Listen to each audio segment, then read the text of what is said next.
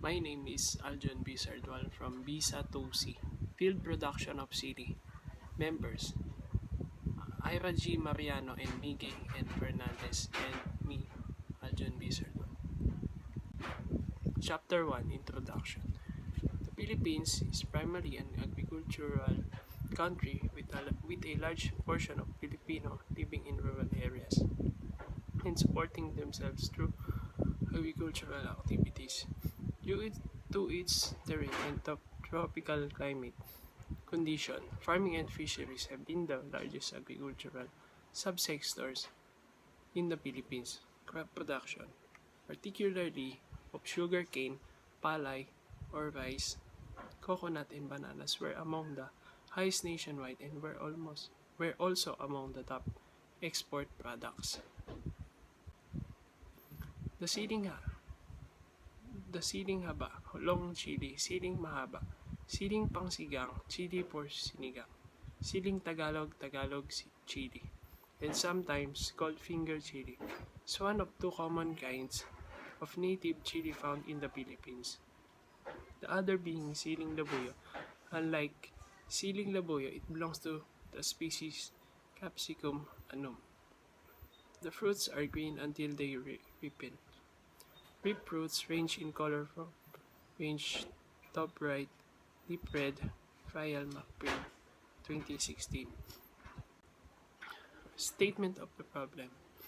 The evaluation of the conducted practice in the field production of SILI panigang and the effect of the procedure that have been conducted in the growth and yield of the production of plant and to make future improvement upon the gathered data. Objectives of the study. General objectives. The study aims to gather data and evaluate the method used in the study. Specific objectives. Final yield, final height, and average size of fruits. Chapter 2. Review of related literature. Chili peppers, Capsicum annum. Despite their fiery hotness, one of very popular species known for their medical and health benefiting properties. The chili actually is a fruit pod from the plant belonging to the nightshade family, Solanaceae, within the genus Capsicum bergenschii, 2000.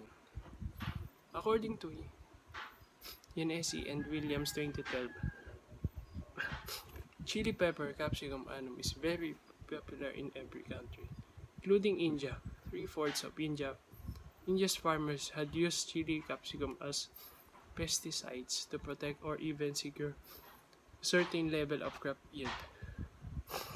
In addition, it can also help to minimize risk of crop failure and losses and to deplete the higher number of insect pests such as borers, thrips, and etc. Micronutrients, which include minerals, vitamins, antioxidants, phytochemicals, and trace elements, are indispensable for promoting good health. In contrast to macronutrients, which include fat, protein, and carbohydrates, micronutrients are needed in smaller amounts, and this is why they are known as micronutrient. Graham, 2007, Regan, Kate, and Robert, 2015. Chapter 3. Methodology. This chapter contains the research methods as well as the materials that will be used in the study. This chapter also presents the study procedure, data collection technique, and data analysis. Materials: 128 saplings of long chili, Capsicum annum, ruler, bucket, pickaxe, hoe, racket, organic fertilizer, urea, complete fertilizer. Agronomic management. A total of 50 saplings would be planted in an area of 18 meters. The plant size would be 9 meters in length and 2 meters in width. Before plantation, weed control is applied for manual labor afterwards. The plantation of the sapling is conducted 30 inches part to ensure proper growth and to prevent the competition of the root system of the plant. 1 week after the successful transplant, application of organic fertilizer is applied to help the recovery of plant in a weekly basis. Application of fertilizer inspection is conducted to monitor pest control. Bigs. Plant 1, 6 inches. Plant 2, 6.9 inches. Plant 3, 7.8 inches. Plant 4, 8.7 inches. Plant 5, 9.6 inches.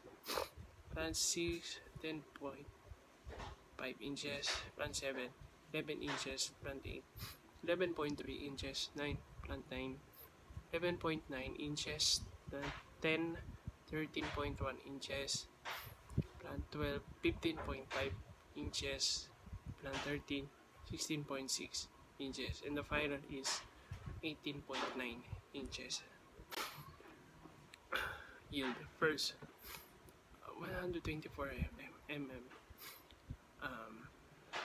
The second is 125 mm.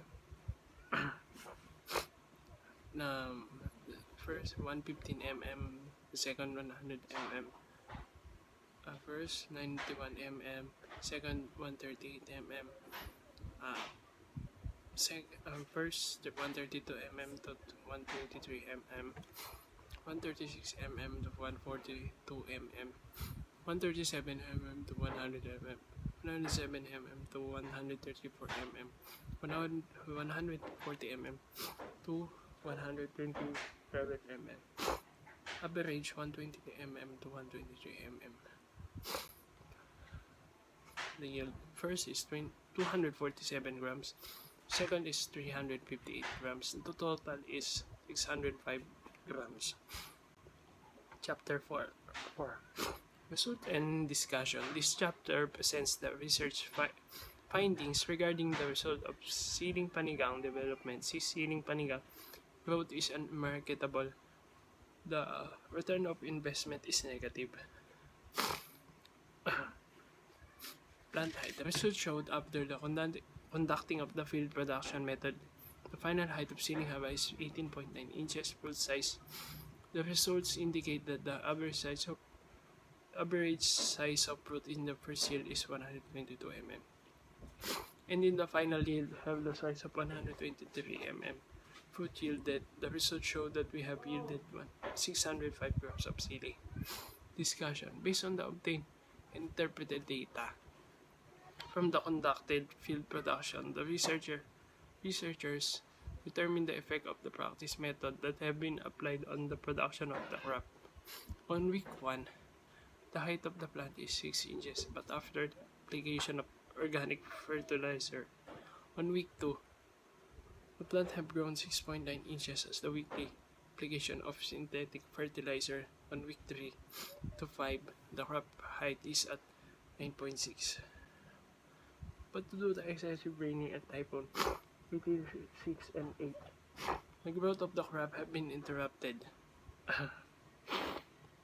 and damage resulting in the dwarfing of the crops. It also caused root damage, withering of the several crops due to root rot in the roots, which in turn affecting the ability of the plant to grow and produce crops. On week 9, the application of fungicide are done to prevent soap rot and to strengthen the root. Our research concluded that in the end of the study, the final height of the plant is 18.9 inches, and the yield size of crops is 122 mm, which are the standard size vegetable, and the sum yield is 502 grams.